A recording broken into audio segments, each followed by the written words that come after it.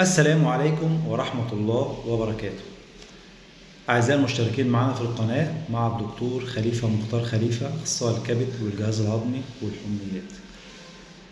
طبعا النهاردة هنتطرق لموضوع مهم بيحصل في المستشفيات دايما، أو ممكن واحد يجيلك في العيادة فجأة كده، خصوصا لو في الأرياف أو مكان بعيد عن المدينة. يعني يجيلك واحد مخبوط على راسه أو وقع على راسه، تتصرف معاه إزاي؟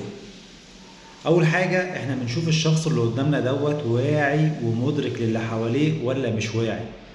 يعني هو بيتكلم عليك، بيرد عليك، عارف اسمه، عارف الناس اللي جايباه، عارف المكان اللي هو فيه، عارف التاريخ، عارف الوقت، عارف احنا في اليوم ايه.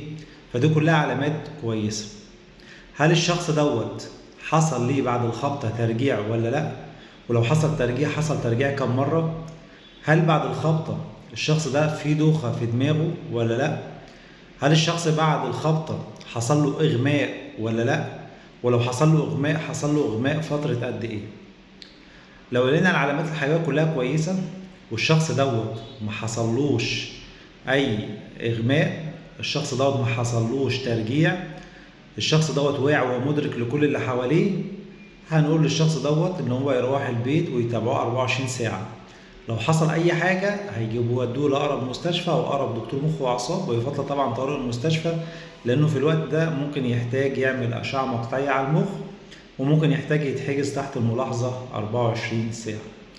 انما لو الشخص ده من البدايه في ترجيع مستمر، في اضطراب في درجه الوعي، في نزيف موجود، او خبطه ديت مأثره على دماغه والجرح كبير والعظم باين، طبعا يفضل الشخص ده يروح يعمل أشعة مقطعية على طول على المخ، وفي نفس الوقت يتحجز 24 ساعة تحت الملاحظة.